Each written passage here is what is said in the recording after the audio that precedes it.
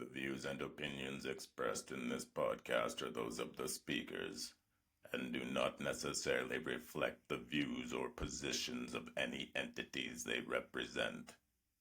These are just our stories.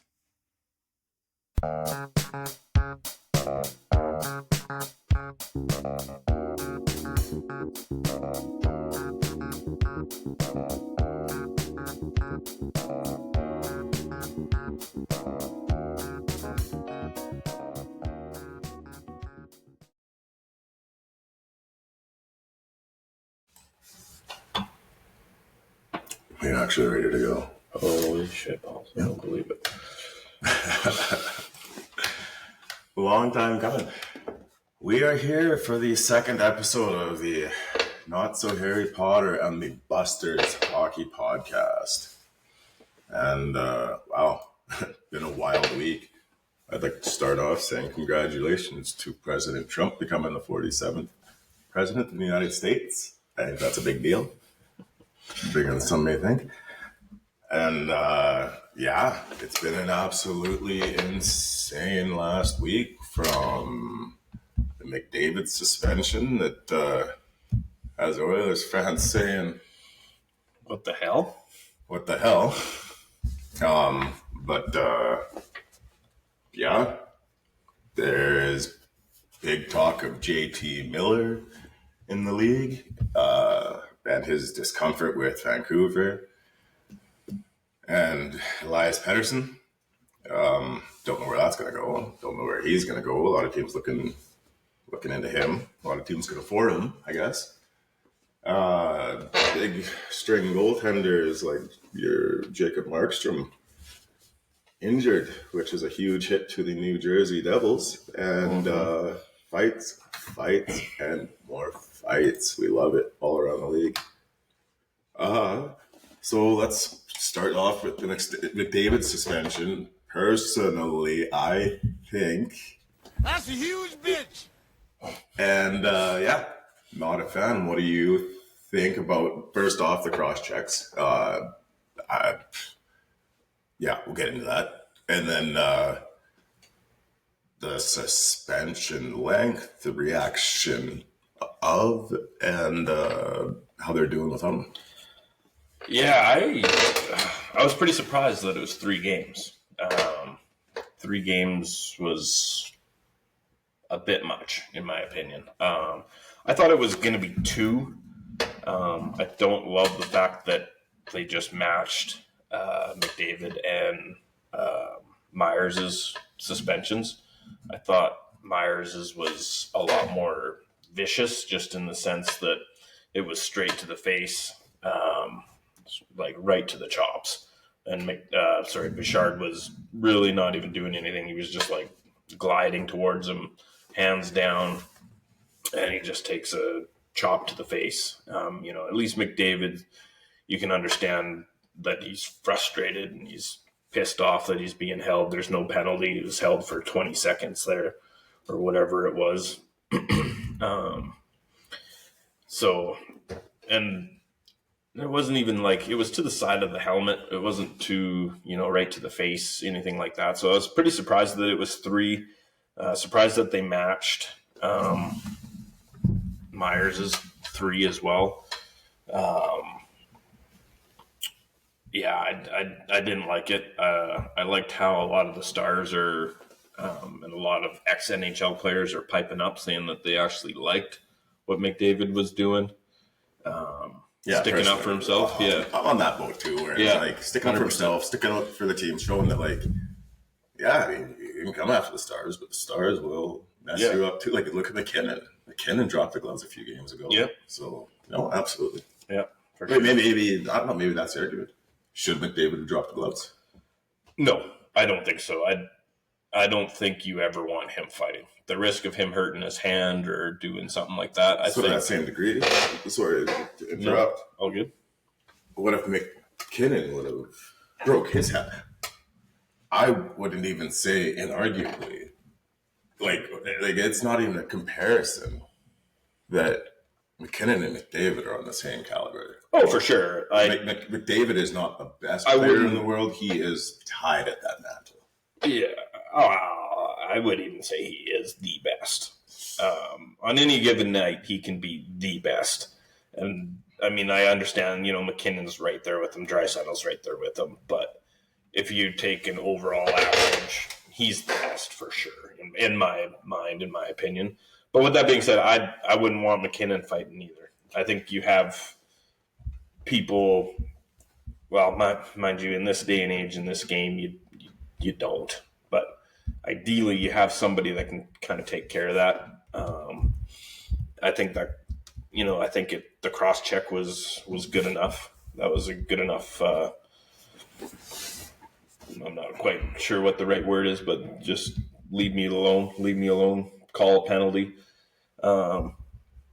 And Okay, so would you say that altercation right to what it did as a result of the refs not doing? yeah, for sure, job? for sure. Okay. Yep. And like I was kind of talking to you before, like if I'm the league, I am pissed at the refs right now.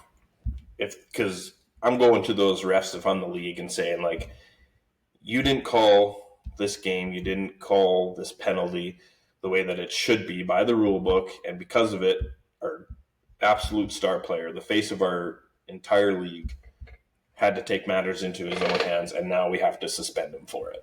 Mm-hmm. So if I'm the league, I'm finally coming down on those refs and saying like, you need to start calling penalties. Just call the penalties that are penalties. It's not rocket science, and quit managing the game. If one team has 4 penalties and the other team has 1 penalty, then that's just the way it is. Like, You're saying there's too many makeup calls. Oh yeah, for sure. Okay. Quit managing, quit doing makeup calls, quit trying to make it just even, and just call the game the way it's supposed to be called. And I think everybody would be happy, fans and players. Oh, no, that's fair. Yeah. And what do you think on the bounce back the Oilers have had as a result of not having him? I mean, that game last night, the Vancouver game that was supposed to be hard fought, a lot of action, it was supposed to be a lot of aggression, and it didn't disappoint at all. No, it wasn't maybe quite as chippy and as physical as I think myself and a lot of other people thought it was going to be. But I think the Oilers took the right approach and said, we're going to get our revenge on the scoreboard. Mm-hmm. And I think they did that. They came out far better than they did against Washington. The power play was a bit better. It was almost anemic in Washington without McDavid. I saw a stat that they flashed up on the screen there, and with McDavid in the lineup, the power play efficiency is roughly 25% as a whole average, and without him in the lineup, it's 15%. And you could really see that in the Washington game. Vancouver game, I thought it was a lot better. They were moving the puck. They changed up their entries. Nuge was carrying it from the back end and bringing it into the offensive zone rather than Draisaitl when they were against Washington. I think that just added a little bit of extra speed. Draisaitl likes to just slow the game down a little bit, and I think that kind of hindered him a bit on the power play. But the game in Vancouver was good. Like they came out to play. Nuge was, who I thought had a rough game in Washington. He came out to play. He could have got probably 3 goals on the first 3 shots that he took at the game. He was on fire. He looked like he was on a mission to really elevate his game and step up in McDavid's absence for sure. Okay. I thought the fourth line played amazing. The bottom 6 played just a great game, and Perry, Nuge, I think, played very game. well, but I do think he still needs to shoot more. I'd agree. Yeah, I'd agree with that. We need to shoot more. Yep, in the sense for sure. They need to get more pucks on net from their bottom end players for sure. I think Perry had an absolute amazing game. He played the pest to an absolute perfection in the Vancouver game, and I think that he pissed off all the players enough that they were concentrating on him, and that kind of got them away from their game plan of, just focusing on the game and playing their game. They were focused on Perry, trying to run him, trying to hit him, trying to fight him, trying to do all this stuff, and he just was playing it to a T. And I think that was awesome. I think Perry just had an absolute amazing game. Yep. Nope. Perry, that standing there refusing to fight. Luger. Yeah, and it was, played very well. He positively contributed to the team's benefit. And that's the kind of style I like to see in playoffs when it comes really essential. Yep, absolutely.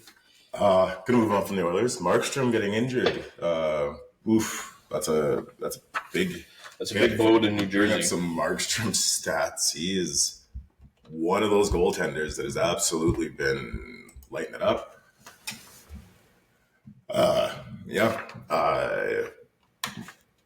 New Jersey is a team that is somewhat kind of struggling, and they just need to pull it out. What do you think of Markstrom? Yeah, he's an all-world goalie, right? Like, he's usually in the Vezina conversation, or at least close to it a lot of the years. Sitting at a .912 save percentage right now, right? And this is .909 in his career, so, I mean, there's nothing wrong with that whatsoever. He's got 3 shutouts already this year. He's having a really good game. He was a really good season.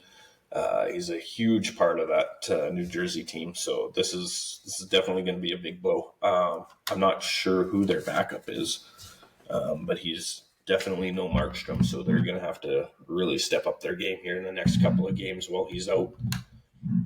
Yeah, they're in the Metropolitan.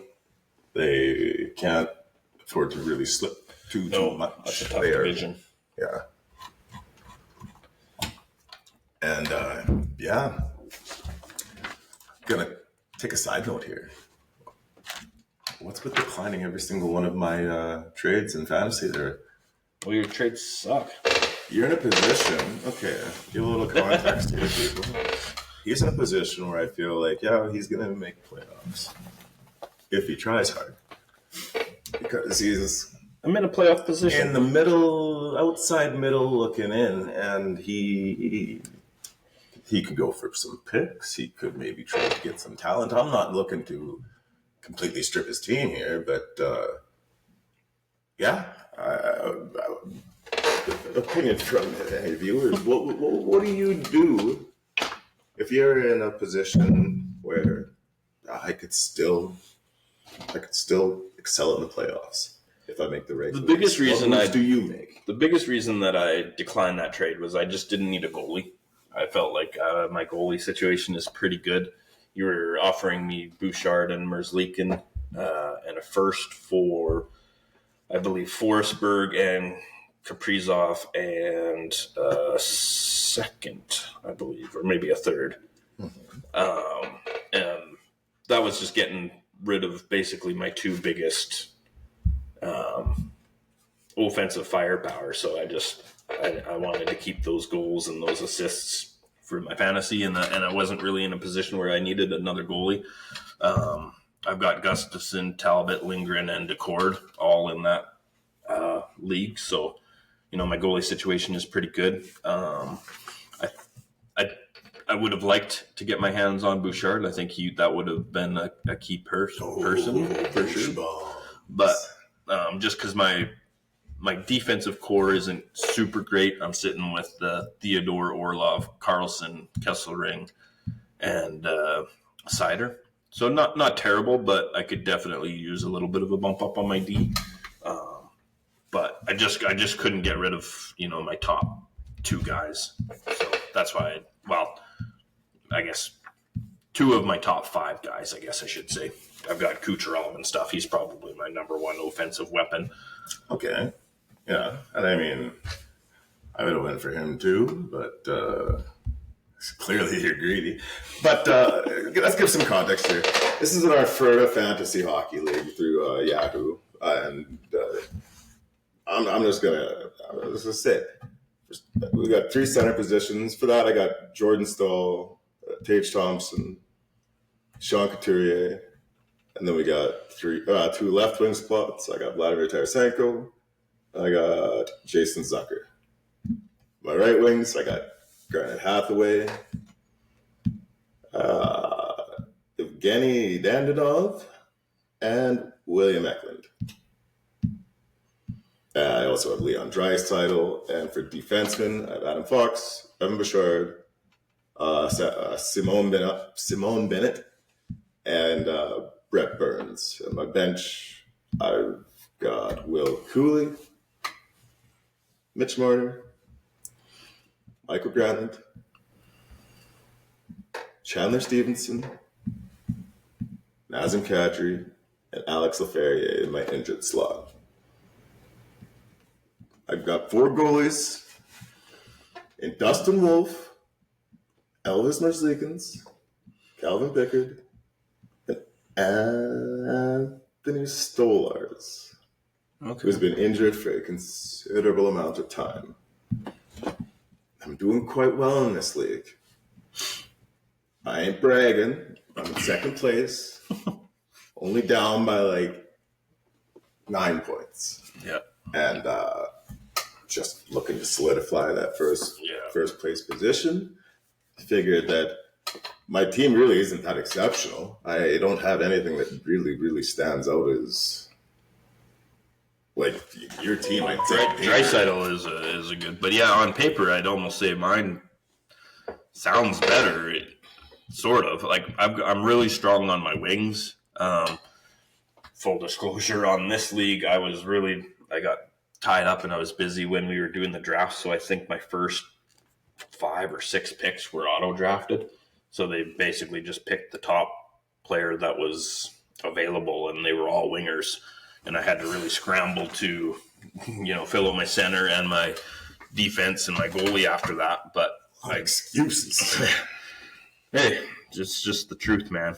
But I'm sitting in 10th in this league, which is the final playoff spot, and it's pretty tight.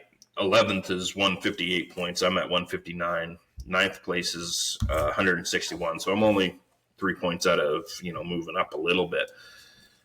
My team is sitting with in the center positions right now. I've got Pajot, Scheifele, and Rupe Hintz, and then in my wingers. I've got Gensel, Greer, Prospel, Kucherov, Neighbors, Forsberg, Nugent Hopkins, Raquel, and Kaprizov. So, my wingers are strong for sure. They're definitely the ones carrying my team. Theodore, Orlov, Carlson, and Kesselring, as I mentioned, and Sider are my D. With goalies is Gustafson, who's been killing it for me. Talbot, Lindgren, who is just kind of being the backup in Washington, but he's still Washington team. Yeah, strong Washington team. So he's still picking up wins. And then DeCourt, who's actually having a pretty decent year this year. So my goalies are strong. My left wingers are strong. Where I'm pretty weak is my face-offs and my defensive side of things. But I like my team. I think if I just kind of hang on to them, I'm not opposed to making any moves, but I like my team. If I feel like if I hang on to them, they'll get me to where I need to be. Okie doke. Yeah. Don't know what to tell you.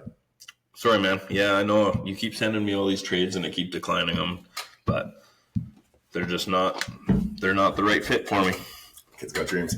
Markstrom out 4 to 6 weeks to touch back, and that is a long absence. That's a lot of time when that goalie's that hot.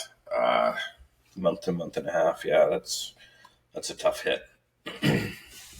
Yeah. Gonna read an article here from it's Habs near perfect rebuild. And they are doing quite well. Sam Montembeault is they're on fire right now. A goaltender that just seems to prove that he is capable of taking the heat. Those kids on that team are absolutely killing it. Yeah, I really like that Hudson. I really like that Caulfield. Yeah, Caulfield. I made a trade a couple weeks ago I can't remember which league it was, but traded Dustin Wolf for Caulfield, and that's been a What? Yeah. I mean, don't get me wrong. Wolf's been having a strong season, but you fleeced him. Yeah, I thought so. That was my brother, my father-in-law too. So I was pretty happy. Fleeced him. Talking about Bettman's retired. Coming up. Yeah. I mean, I saw that. I like the guy. Hallelujah. Friggin' Luya. I don't like him. I appreciate and respect what he did for the game, but I also don't love some of the stuff that he's done. Like it's him. It comes from him, where the refs call the games the way that they call them. That comes directly from him. So he's the one that's saying either call these make-up calls, manage the game. That's coming right from him. So I hope that when the new commissioner comes in, he takes a little bit harder stance on protecting the superstars, and we don't have a situation like we just did with Connor. Fair enough. No, that's 100% fair and valid. I kind of look at it as a comparison of, as far as a sports dictator, ain't that bad. True. Like I said, you can't deny what he's done on the good side of things. Like, he's growing this sport immensely in his 3 decades roughly that he's. And as a byproduct, this sport in other countries, this sport for women, this sport for lower income houses, maybe, yeah, I don't know. The sport, I think, has just benefited on a worldwide level. All the results of those little things along the way, maybe that Gretzky trade and stuff like that, and then you expand to the more southern markets in the U.S. and that's bigger than people may or may not realize. Yep. Yeah. Like I said, the way he's growing this game is Invaluable. Yeah, invaluable. You can maybe point to the Arizona side of things where he was maybe a little more stubborn than he needed to be, trying to force that market to accept a hockey team. But outside of that, he's grown the game. He's been able to move on from other markets that didn't catch other than Phoenix, like Atlanta and a couple other places like that. I wish he was a little more in favor of Canada a little bit sometimes. Getting maybe another team in Quebec or something like that. Seems like he's pretty heavy favorite to the United States a lot of the time, but overall he's done a fantastic job. I just don't love everything and just him as a person. Sometimes, like when he does interviews, he just rubs me the wrong way, and how he can't admit that there's some blemishes in the game, with like hits from behind. He seems to think that everything is perfect there. I can remember when they first came out with those board ads, that digital board ad, and players would just disappear in the corner. And somebody asked him, like, well, how are you finding that this is going? Because everybody was hating it. And he's like, oh, well, I've heard from a lot of people that everybody actually likes it. And he's just like, just full of shit. But you can't deny the good, but I just personally don't like him that much. Fair. No, that is absolutely valid. Gonna move on from there. Oof. Ha! That's funny. Ovechkin, 20 goals away from passing Gretzky. Beauty. I love it. I can't wait.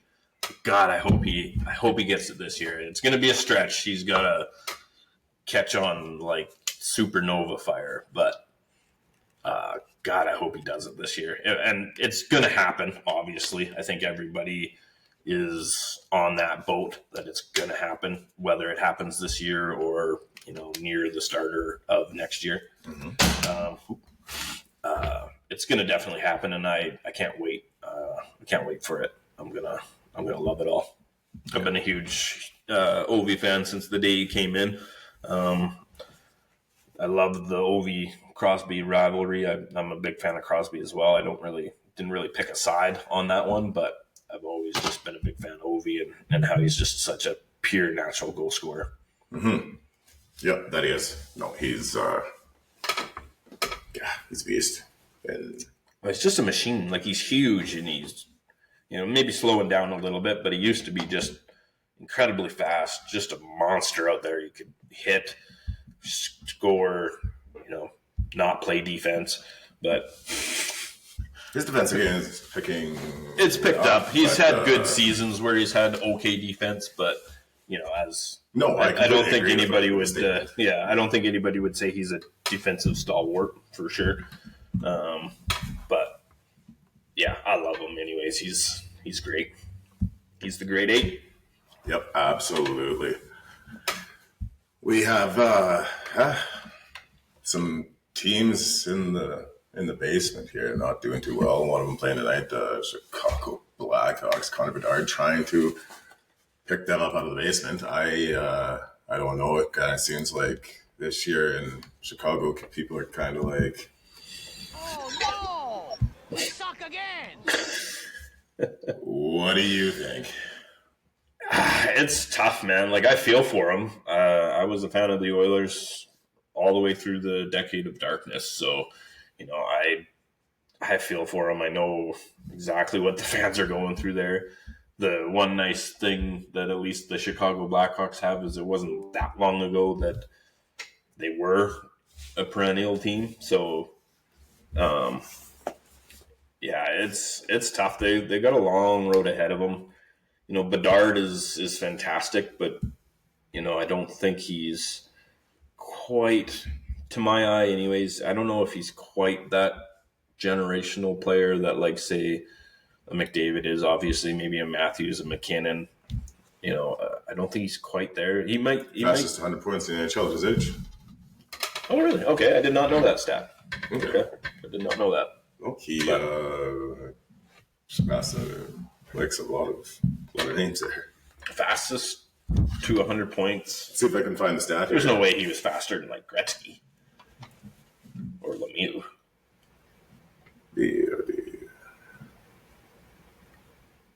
I'll try to find the stat here, but how old's the kid? He's got to be, this is his second year, so he's got to be around 19. Connor Bedard. Got some career stats here. He's at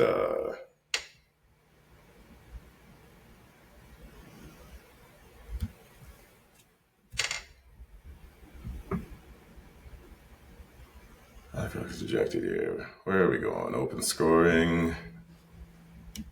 I mean, nothing but stats on the board, but where was his last one?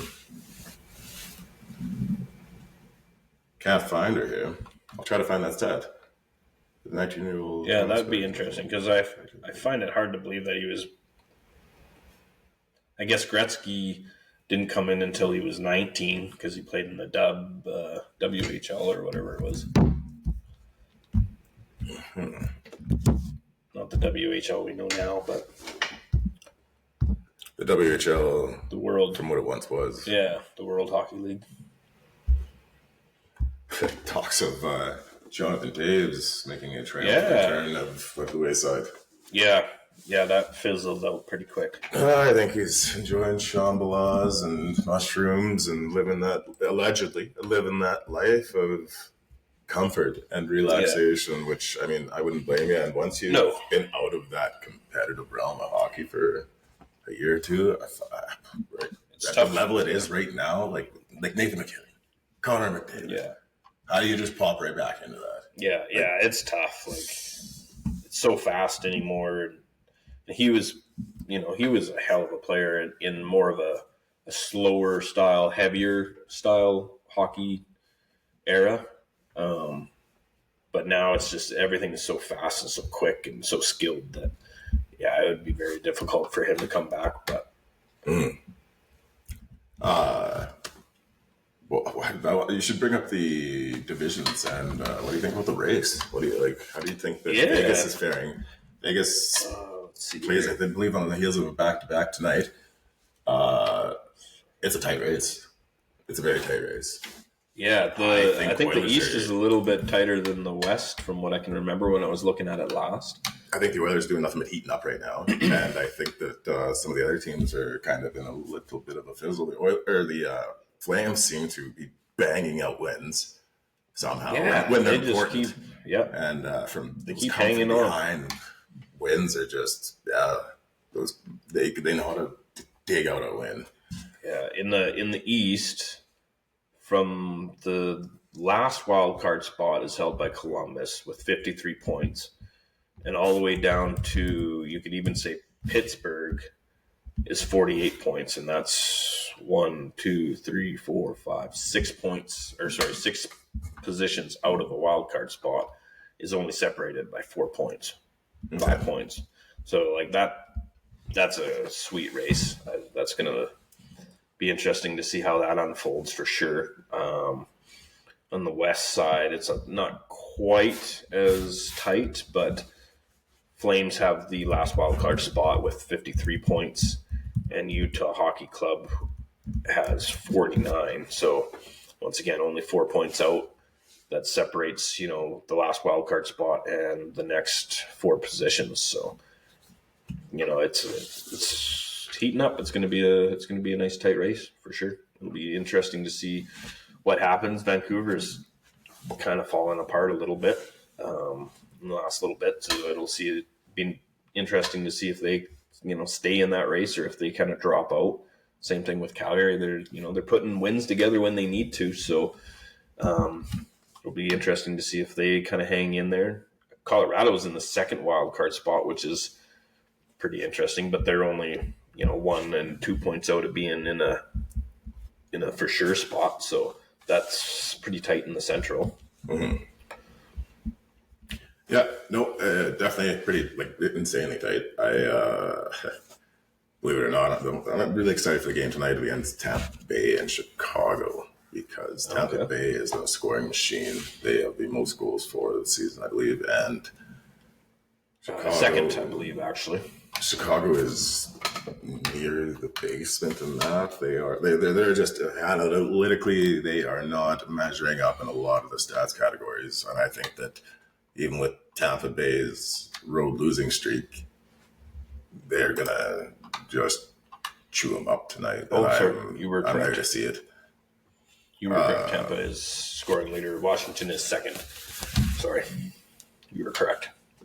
And then Winnipeg plays tonight, and I think that they are also going to make a bit of a statement. I think they play Utah. Yeah, I believe so. And I don't know. It's interesting at this juncture in the league. The Buffalo and Edmonton playing tomorrow. I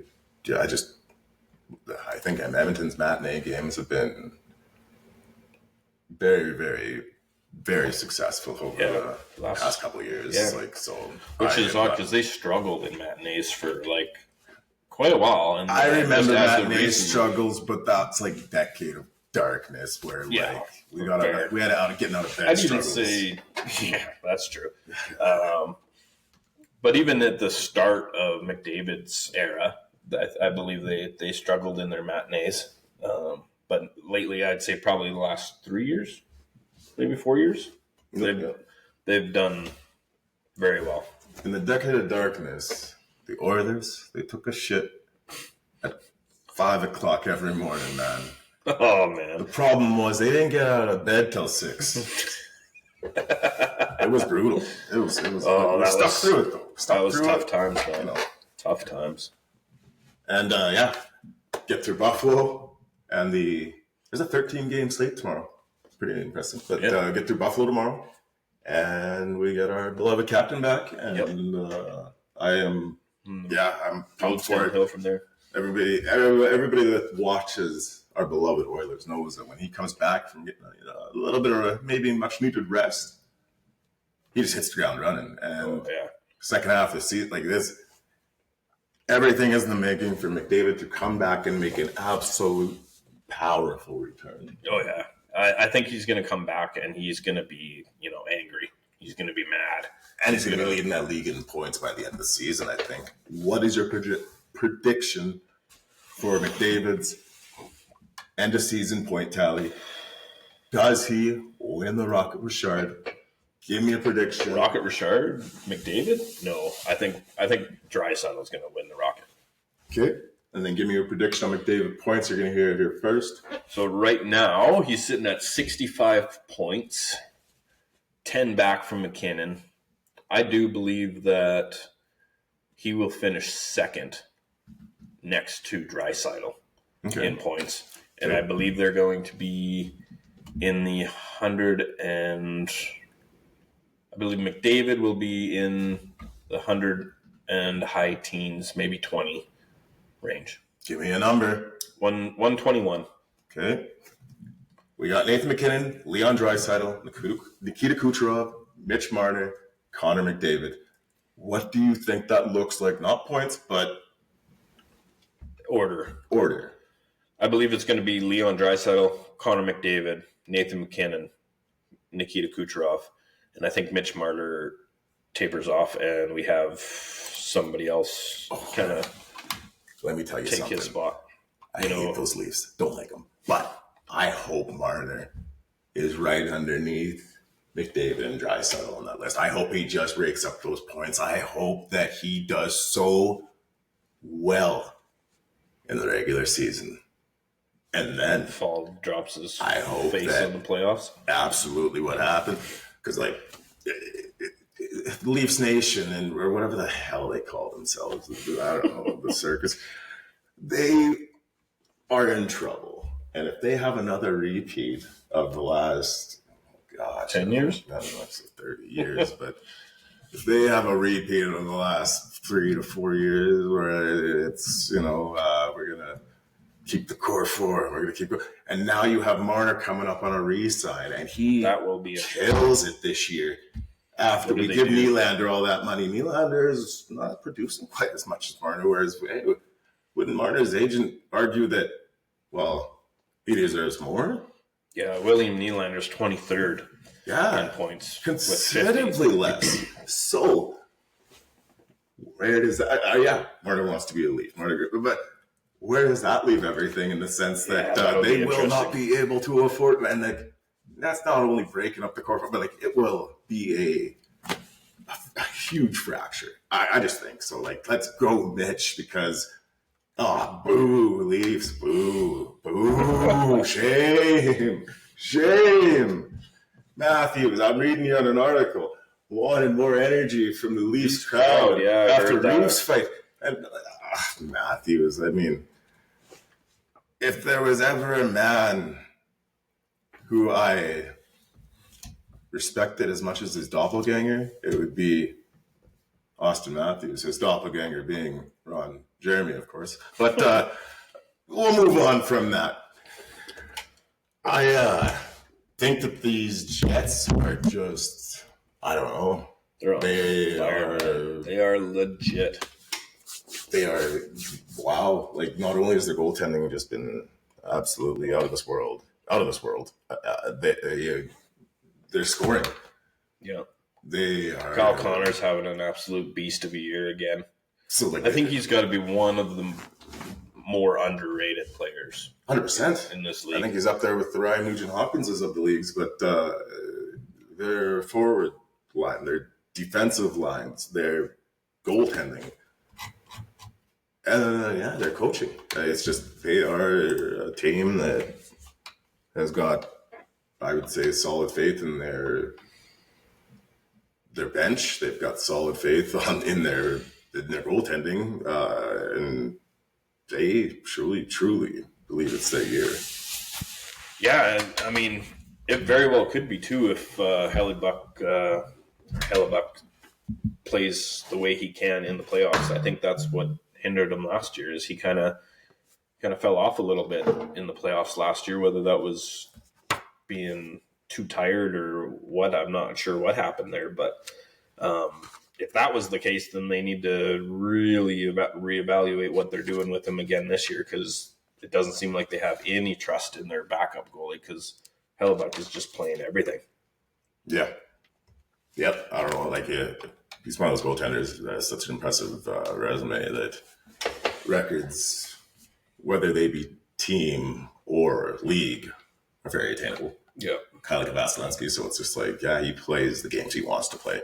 It's not a matter of getting overplayed. It's a matter of him deciding. It's like, do we pull him out? And he's just like, no, I'll fucking decide. Yeah. You know, like, he's got that trust of the organization. He's got the trust of the players. I love it. I love it when a goalie gets to that Vasilevsky status where, I think the decisions kind of get made with him.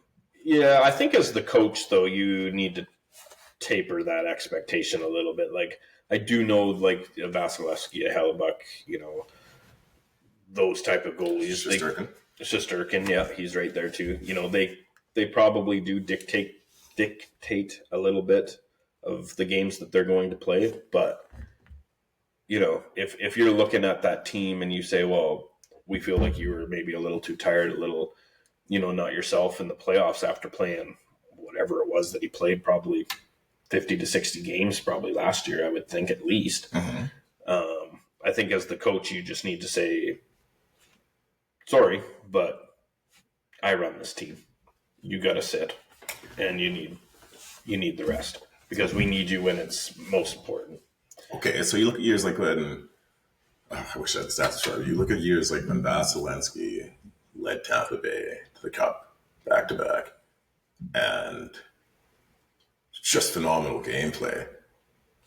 You don't, like, to me, it's just like, okay, so they're coming up against the Ducks. And he says, the coach says, I want to put the backup in, get a little experience under his belt. And Bassey's like, no, I'm playing this goddamn game. I don't think that actually happens. I think the coach has that say. And I think if that's what the coach is saying, I feel like that's what's happening. And I think as a professional hockey player, you accept that's the coach's decision, and that's the way it is. I think you can say that you're going to play, but as a coach, you just say no. Like, you don't think Shesterkin pops up and is like, I make more money, you son of a bitch? No, I'm just kidding. If only, right? Yeah, if only. Maybe in the TV show they make about the National Hockey League 100 years from now, maybe 200 years, it'll be that dramatic. There'll be players coming off the ice and making out with their wives in intermission. And let's hope it's not to that. It'll be crazy. How about Cale Makar? Continues to be an absolute beast for... Just so good. He's so fun to watch. Yeah, no, he's absolutely amazing. Watching Quinn Hughes is... almost the same. He's a hell of a good defenseman, and yeah, he's elite as well. It's nice seeing some of what those guys could do. Like, it's just, yeah. The way they walk the line and, like, move the puck and their vision, and it's so fun to watch. And then it's funny, you go in, like, try to do anything like that in a beer league game or something, and you just stumble and fall over yourself trying to do what they're doing, and it's just like, and they make it look so easy, like anybody should be able to do it. And yeah, they're a treat to watch. Mm-hmm. Yeah, no, absolutely. Yeah, gonna get down to the last few topics, but Kyle Dubas, people throwing hate on him. They're saying that he might be the reason for the Pittsburgh Penguins' recent landslide down. Whereas, like, I don't know. I think it's a lot bigger than that. As much as I'd like to dunk on Dubas, well, he's just made a couple of what I would call, I guess, questionable moves, and it's almost like he wanted to make a name for himself in a sense with like the Karlsson move. That move did not have to happen. You did not have to trade for Karlsson. You had Letang. You were already an aging core. Like, that move made me scratch my head. It seems like he was almost like to throw a bunch of darts and see if it sticks. Yeah, exactly. Like, just close your eyes and the player See works what out happens. great. I look like an absolute genius. Yeah. But I'm willing to take the risk because, well, let's face it. If you were to get fired tomorrow, by the end of the season, would Kyle Dubas have work? Yeah, it's tough to say. I guess there's Tough to say, but is it out of reason? nope. Exactly. I don't think it's out of reason. No, not at all. A team, say, like maybe Buffalo, Chicago. Yeah, no, that's fair. That's 100% fair. So it's just like with Dubas, I can make a mistake. I can get paid, and one of these times, if it works out, I can get immortality. Like Yeah, I can go yeah, down. that's fair. If he would have, if Toronto would have managed to, well, get past the second round and win the Stanley Cup, and then do it again. If they did what Tampa Bay did, Kyle Dubas would have went down as one of the best GMs in NHL history to lock down that amount of talent and blah, blah, blah. And then the cards would have came down because they would ask more money as, you win 2 Stanley Cups you're allowed to do. And then maybe the core four would have got broken up very peacefully. Yeah, well, that's true. That's fair. But that's a big what if. And But instead, that it's never not happened. Dubas and it's Yzerman that's the general manager of the decade. There you go. So yeah, no, I just think that that's his business strategy, and I don't know. I get it. I'm along for the ride. It's hasn't stopped Crosby from being a stud.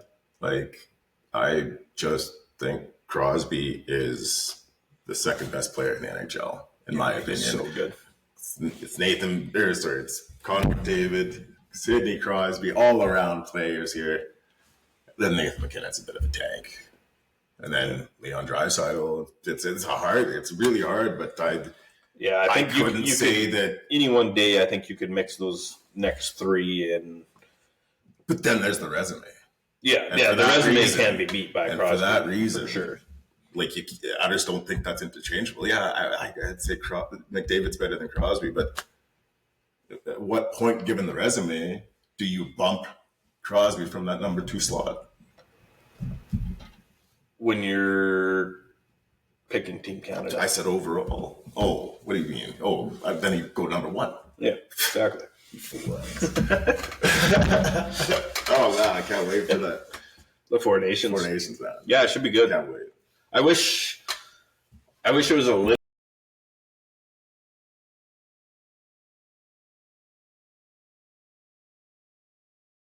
He could be kept separate from Political. Yeah, that would be nice. I do wish Russia was there because to not have Russia there is amongst all the other reasons, but you are not fully knowing who the best team is because they, with their hat in the ring, have that potential to win gold. So I would have liked to see them take a page out of their last World Cup book too and make like a Team Europe, because I think it's just absolutely, heinous that, your Draisaitl's not playing in it.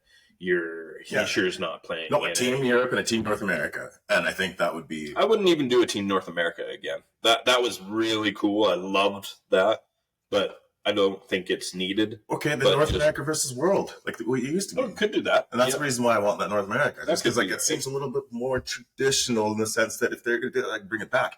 And then those old school jerseys, man. Yeah, that would be so dope. So dope. Yeah, that would be Oh, sexy. Can't disagree with you there, buddy. Oof, that gave me the chills. like I like that concept so much just because when they did the North America, I loved it. Yeah, I did love the Team North America. To me, that was already when a it was- hit.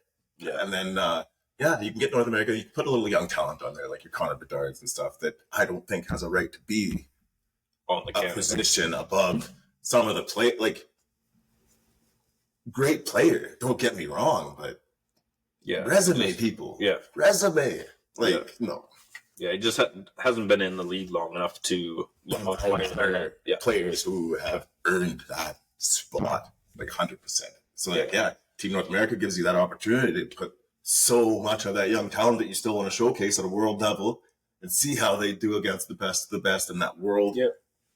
position. Like, how would Team Bernard and Team give me some rookie team I'm not even sure. Like, I think it's Celebrini, Bedard, Celebrini and like Will Smith. how would they do against Crosby, McDavid, like all working on the same team? And like that is destroyed. That's how they do. maybe, but then if they pull it up to a hard fought 3-on-2 overtime loss, I'm thinking, damn it, that was a good game. Yeah. Those kids got some heart.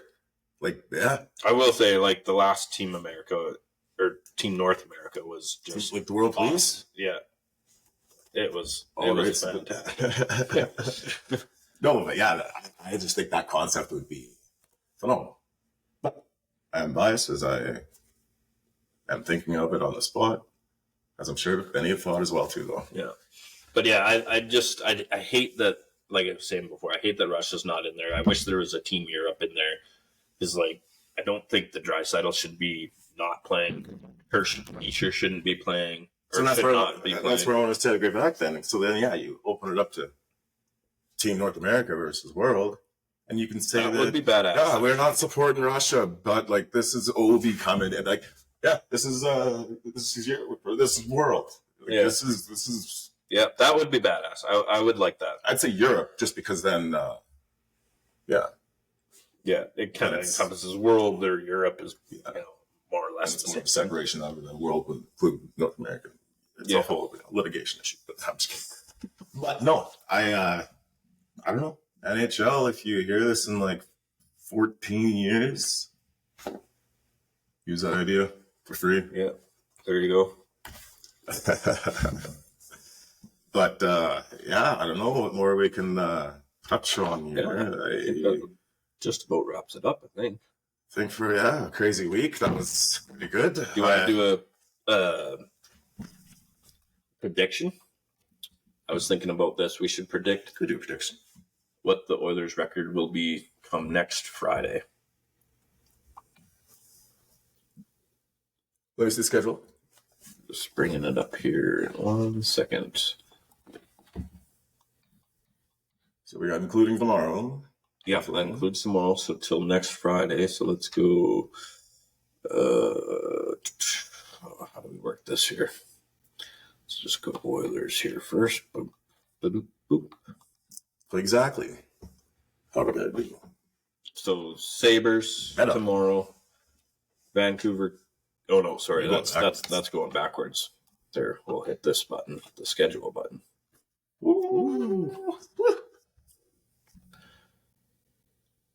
I thought you were gonna start reading those top ones.